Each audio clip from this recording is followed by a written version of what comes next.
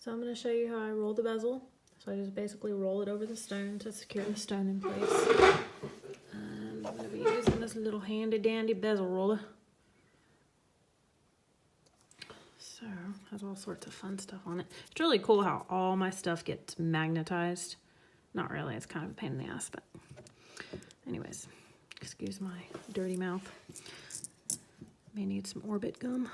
Okay, so what I'm gonna do is basically, I'm just gonna push it over.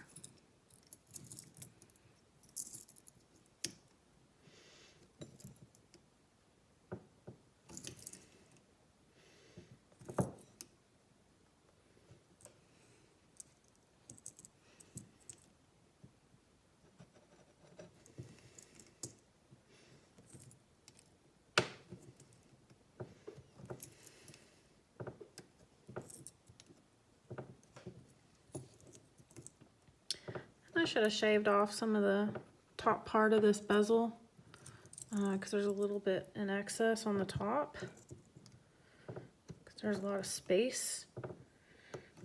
I'm gonna see if it doesn't work.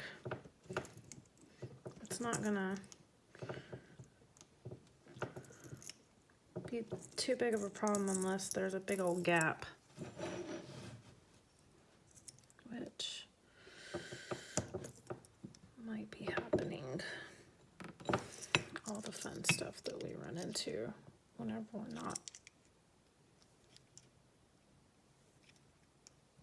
If we get really excited, of course I'm not showing you how I'm doing this because I'm getting excited and worried because the damn bezel is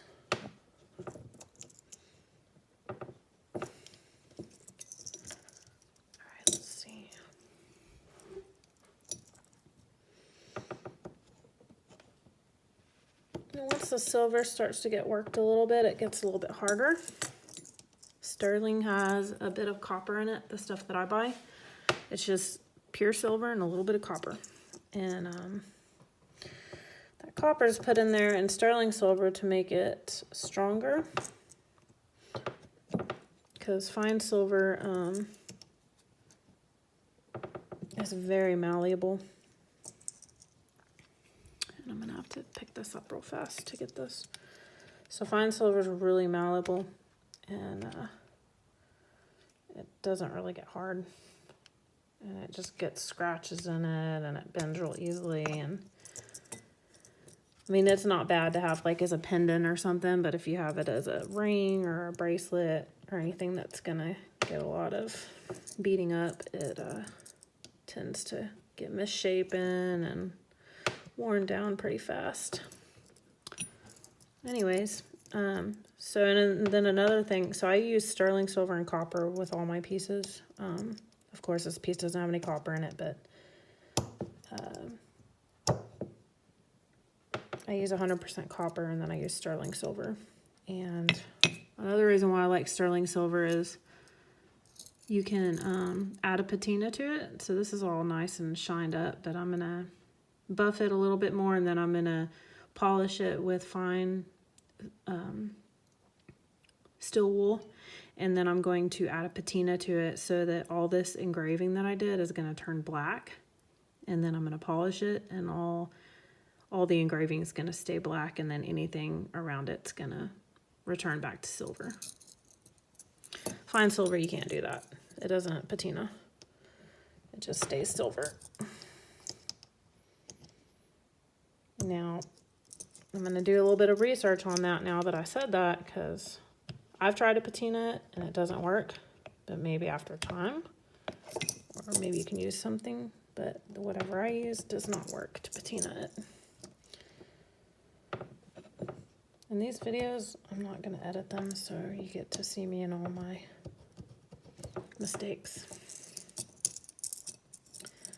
All right, so what I've done is I've rolled that bezel over. I'm going to continue to roll it more to where there's no spaces in between the silver and the stone.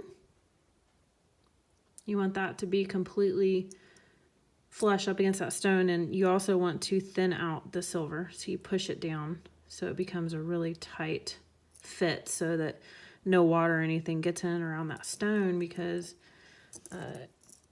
it can cause problems later on. And also you don't, you know, want anything else to be able to get down as well. See, so I'm gonna need to, you can see right there, I'm gonna need to bring this up to my chest so that I can apply more pressure to it. I need to get more leverage.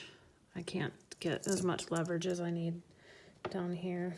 Well, maybe I can, let's see.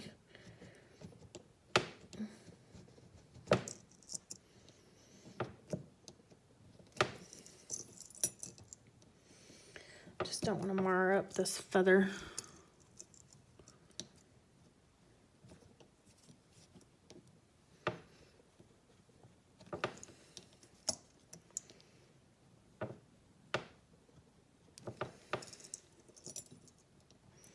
And some people have these really cool tools where they like hammer down the bezels. They vibrate at a really high speed and they hammer down the bezels. And ooh-wee, whenever I get to the point to where I can afford some tools like that, whew, we just be doing some really cool stuff, because I like real thick bezels. I think they look really neat. And I've hammered bezels before with just a regular, you know, chasing hammer, and they're really cool. Anyways, this stone is really pretty. So continue to work around the edge. Make it nice and flush against that beautiful stone.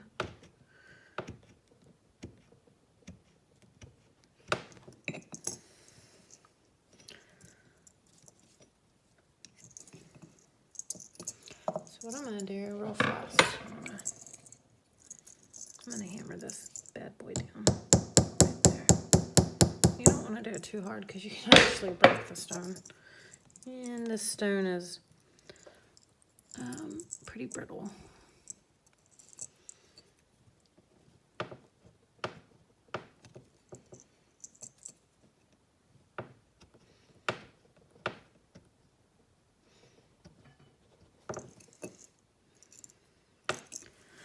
All right, so I'm checking around the edges, see if I see any space.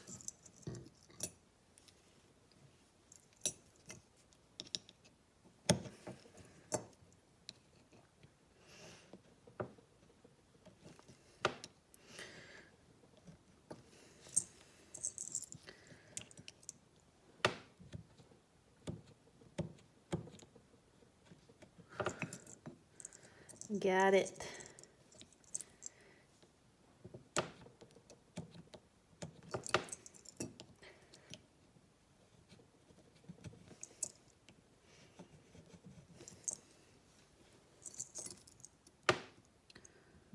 For the most part, it looks like it's pretty nice. Pretty nice and flush.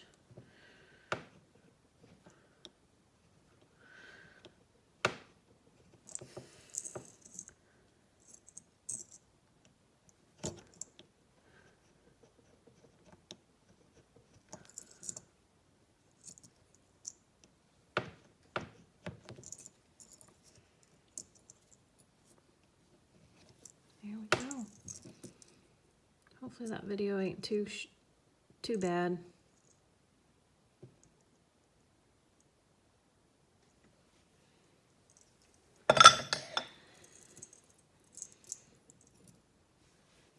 Let's zoom it out.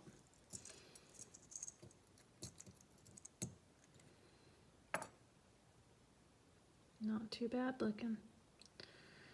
And so this feather is modeled after a red-tailed hawk tail feather, and it's a male. It's an adult male. There's this really cool website that's has an index of feathers. So if you ever find a feather, you can look it up, you know, and see what kind of feather it is.